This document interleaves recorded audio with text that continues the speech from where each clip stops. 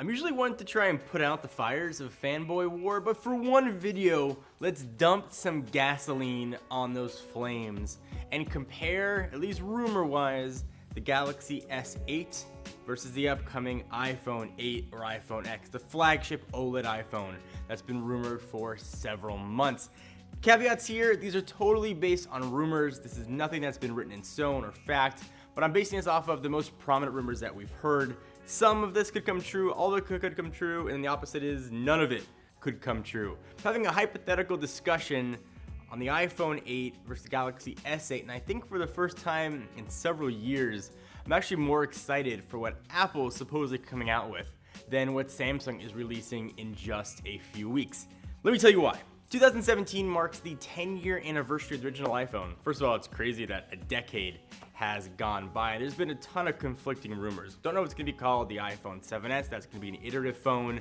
Then they'll launch the rumored iPhone X, which is gonna be their flagship, their $1,000 phone that's gonna have a curved OLED panel, facial recognition, AR capabilities. Won't have Touch ID, have kind of a multi-function strip on the bottom, improved optics, better battery, and going to be, again, extremely expensive is kind of what I am basing this comparison video off of, that flagship, really expensive phone. I also expect that if it does launch, to launch with a more iterative, maybe 7S, which kind of looks like the current body, just with a little better features.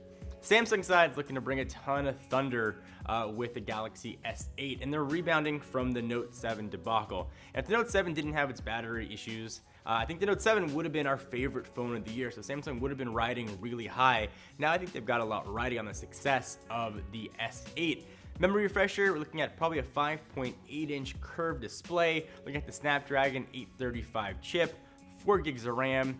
We don't know the resolution of the screen, that kind of seems to go back and forth, but I think they're probably going to settle on a QHD panel, thinner, improved optics in that as well. It also should have faster wireless charging, of course, the VR capabilities that Samsung has been known for, Gear VR, and also now that the Note 7 line is done, it should be the first phone you can buy from Samsung. It's going to be using USB-C, so no slouch in its own right, and I'm excited to see that phone.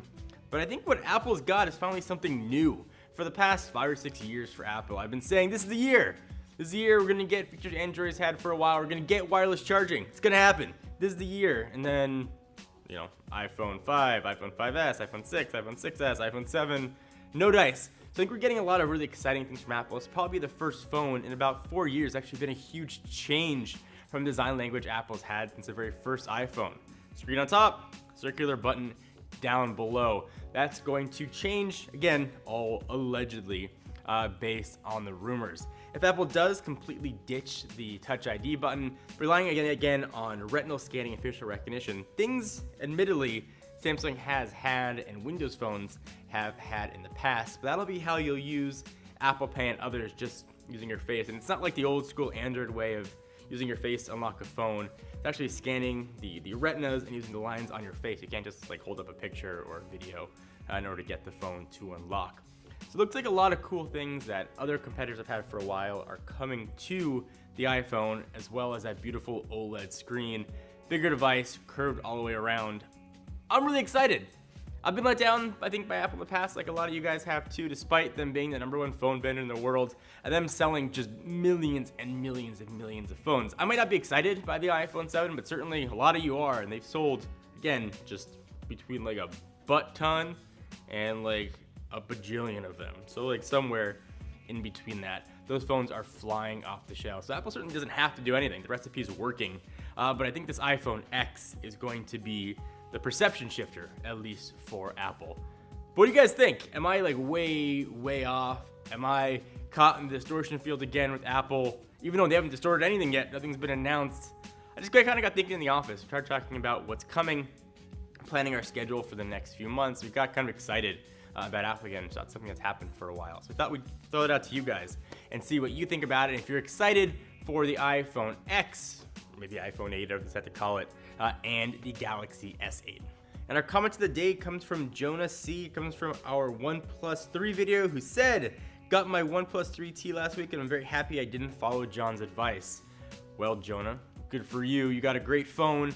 Don't always follow my advice. I don't always know what I'm talking about, but I did say it wasn't a good time to buy a phone, and all of you OnePlus 3 people are like, I'm buying a phone anyway. If you want to check out Jonah, we'll link to him down below. If you want to be featured upcoming comment of the day, leave a comment. And if you want to hear more about what I'm talking about and you want to sort of read an article on it, check out the article on the website that Brandon Russell wrote, talking way more about this. We'll link to that also down below.